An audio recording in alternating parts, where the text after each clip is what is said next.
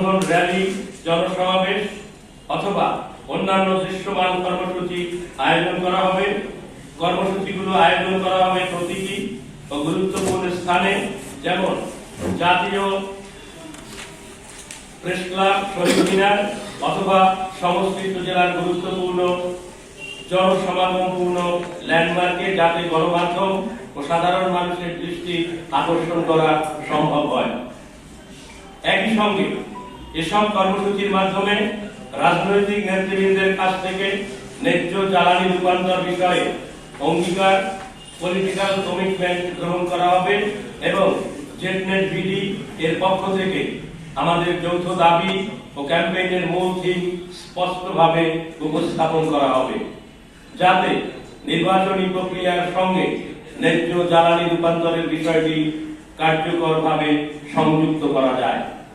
ক্যাম্পেইনের উদ্দেশ্য: ন্যায্য জ্বালানি রূপান্তরকে জাতীয় নির্বাচনের একটি গুরুত্বপূর্ণ নীতিগত ইস্যু হিসেবে প্রতিষ্ঠা করা, সংসদীয় প্রার্থীদের কাছ থেকে ন্যায্য জ্বালানি রূপান্তর বিষয়ে প্রকাশ্য অঙ্গীকার গ্রহণ, সংসদে নির্বাচিত হলে জ্বালানি খাতে তাদের ভূমিকা ও পরিকল্পনা সম্পর্কে স্পষ্ট অবস্থান জানা, স্থানীয় জনগণের জ্বালানি সংক্রান্ত সমস্যা ও দাবিকে জাতীয় নীতির আলোচনায় যুক্ত করা, নবায়নযোগ্য জ্বালানি সম্প্রসারণে রাজনৈতিক সদিচ্ছা ও দায়বদ্ধতা তৈরি করা।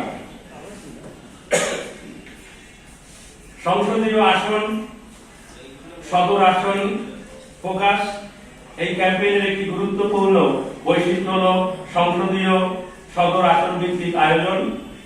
বাংলাদেশে সাধারণত প্রতিটি জেলার একটি প্রধান বা সদর আসন থাকে, যেমন ঢাকা সদর এলাকা সংশ্লিষ্ট আসনসমূহ চট্টগ্রাম সদর, খুলনা সদর, রাজশাহী সদর, রংপুর সদর, বরিশাল সদর, সিলেট সদর, ময়মনসিংহ সদর। প্রতিটি বিভাগে সম্ভব হলে সদর সংসদীয় আসনকে অগ্রাধিকার দেওয়া হবে।